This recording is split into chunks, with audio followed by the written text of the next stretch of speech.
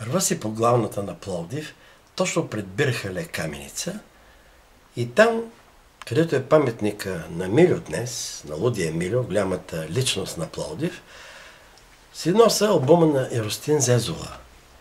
И знаеш, до мен спират двама милиционери. Едно време полицаите ги наричаха милиционери, като съветская милиция. И те казват: какво носите, младежо? Викам: ето, страхотна плоча, Еростин Зезола. Това звучи много западно. Това да не е някаква опадъчна музика. Викам: как се чуда. Викам: българска народна музика ли е? Викам: не. А да не е родопска? Не. А каква е тогава? Един е като хвана плочата, трас на коляното на две, щак и в коша за буклук. И толкова.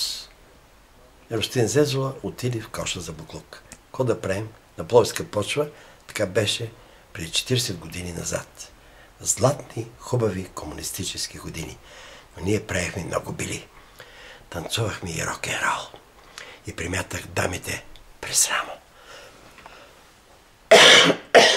Развълнувах се. Подчатала. Имаше една гъркиня, Мери Газемба. И с нея бясен рок-н-рол в клуб Искра 100. Идва партийния секретар, господин Панев. И той казва: Тома, какво правите? Какво е това? Двамата да бъдат арестувани. И каза: аз съм дъщеря на гръцки политимигрант, комунист. Ние тук намерихме, ние имаме гръцки клуб в центъра на Пловдив. Как ще ме арестувате, че се весела и танцувам? Аз печелих бутилка искра и с това ще се изпием.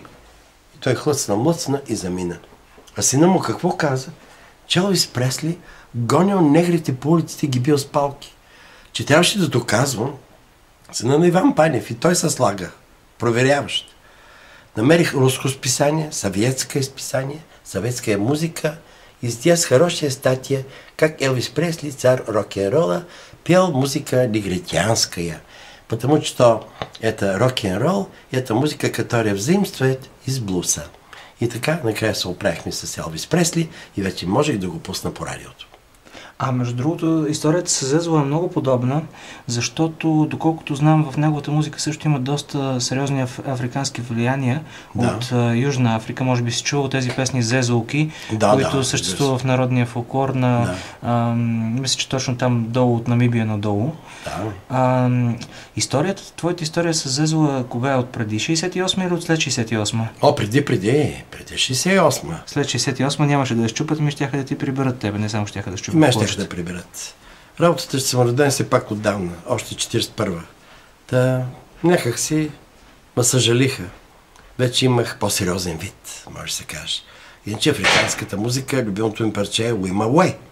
Away, in the jungle, the falling jungle, the lions sleep tonight. Jumbaretta, Wimaway.